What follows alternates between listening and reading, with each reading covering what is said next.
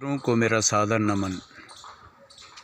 आज मैं आपको एक ऐसे महान राजा की कहानी सुनाने जा रहा हूँ जिनका नाम था महाराणा कुंभा। इनका पूरा नाम था महाराणा कुंभकर्ण सिंह। 1433 ईस्वी में अपने पिता मोकल की मृत्यु के बाद महाराणा कुंभा 16 वर्ष की आयु में मेवाड़ की गद्दी पर बैठे।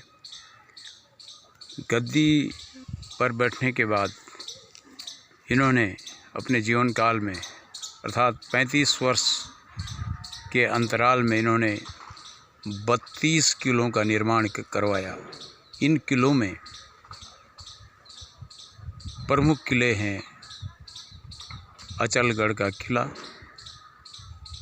चित्तौड़गढ़ का किला व कुंभलगढ़ का किला।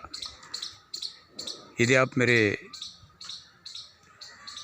मैं जो कहानी कहने जा रहा हूँ अगर वो पूरी नहीं सुन सकें तो कृपया मेरे YouTube चैनल पर आप पूरी कहानी सुन सकते हैं।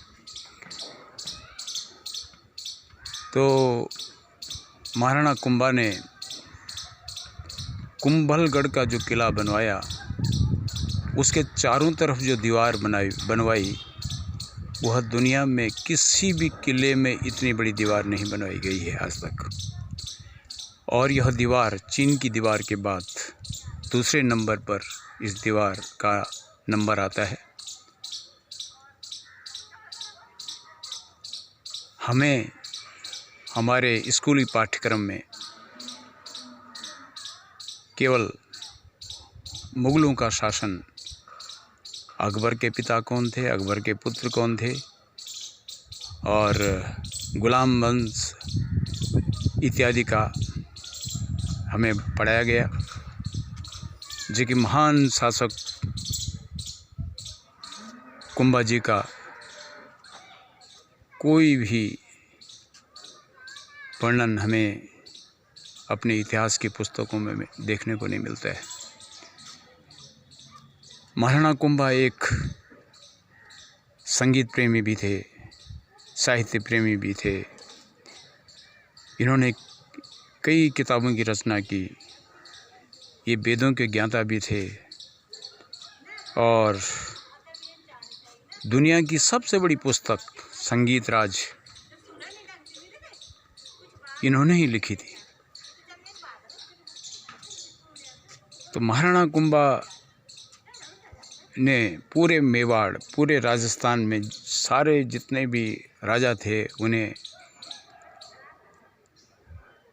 अपने अधीनता स्वीकार करने के लिए विवश किया।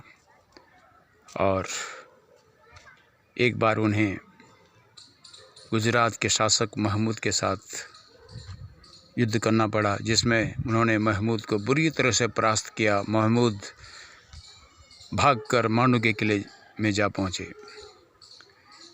गुजरात की विजय के बाद उन्होंने चित्तौड़गढ़ में एक कीर्ति स्तंभ बनाया जो कि आज भी विद्यमान है। हमें गर्व है इन महान शासकों पर जिन्होंने